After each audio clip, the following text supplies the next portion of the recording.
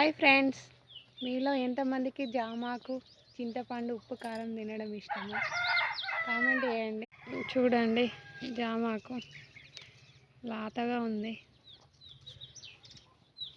జామకాయలు కూడా పెద్దగా అవుతున్నాయి. మొన్న పూత పూసినప్పుడు చూపించిన కదా ఫ్రెండ్స్.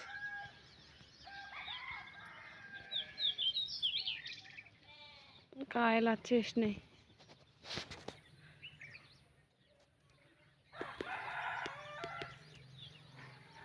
చూడండి,